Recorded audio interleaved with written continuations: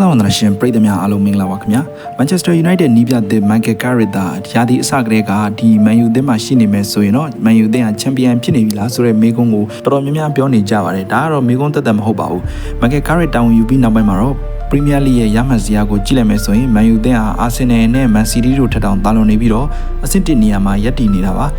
ဒီနေ့မှာတော့ Carrick ကဒီလိုမျိုးနေရာမျိုးရောက်ရှိဖို့အတွက်ဘယ်လိုတော်လှန်ရေးတွေလုပ်ခဲ့တယ်လဲဆိုတာကိုတော့အသေးစိတ်တင်ဆက်ပေးလိုက်ပါရခင်ဗျာJanuary လမှာ Ruben Amorim စီကနေအသင်းကိုလွှဲပြောင်းယူခဲ့ပြီးနောက် Carrick ဟာ Premier League ရဲ့12ပွဲမှာ10ပွဲနိုင်2ပွဲသရေ2ပွဲရှုံးနဲ့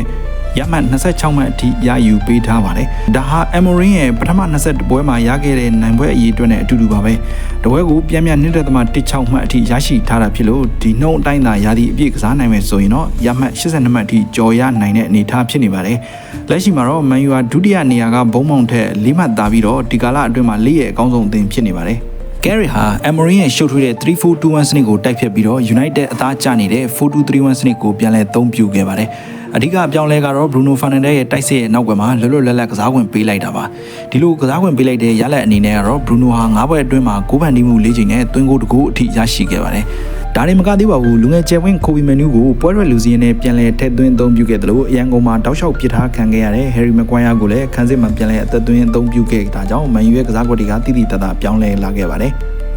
ပြီးခဲ့တဲ့စနေနေ့ညက Chelsea ကိုအဝေးကွင်းမှာတကူဂိုးမရှိနဲ့နိုင်ခဲ့တဲ့ပွဲကတော့ Carrick ရဲ့အမှတ်သားတစ်ခုဖြစ်နေပါတယ်။ခန်းစစ်မှာ Maguire နဲ့ Martinez တို့မပါနိုင်လို့19နှစ်ရွယ်လူငယ်လေး Eden Hazard နဲ့အသားမကျသေးတဲ့ Mazraoui တို့ကိုဖိုးခန်းစစ်မှာတွဲသုံးခဲ့ပေမဲ့ Chelsea ရဲ့တိုက်စစ်ကိုတော့အောင်မြင်မြင်ဟန်တာနိုင်ခဲ့ပါတယ်။နောက်ဆုံးမှာတော့ကွန်ဟာရဲ့အဆုံးသက်ဂိုးနဲ့အတူ United ဟာ6နှစ်အတွင်း Stamford Bridge မှာပထမဆုံးအကြိမ်နိုင်ခဲ့တဲ့ပွဲဖြစ်ပါတယ်။အခုဆိုရင်တော့ United ဟာအဆင့်3နေရာထိတက်လှမ်းနိုင်ခဲ့ပြီး Champions League ဝင်ခွင့်အတွက်10မှတ်အထိဖြတ်ထားနိုင်ခဲ့ပါပြီ။ Carrick ကြီး Carrick ကိုနောက်ရာသီအတွက် Manchester United ရဲ့အမြဲတမ်းနီးပြအသစ်အဖြစ်ခန့်သင်ပြီလား။ဒါမှမဟုတ်အတွေ့အကြုံရှိတဲ့ခြားနီးပြအသစ်တယောက်ကိုရှာတင်သလားဆိုတာကတော့သင်တို့ရဲ့အတွေ့အမြင်တွေကို comment မှာတဝါရေးပေးခဲ့ကြပါဦးခင်ဗျာ။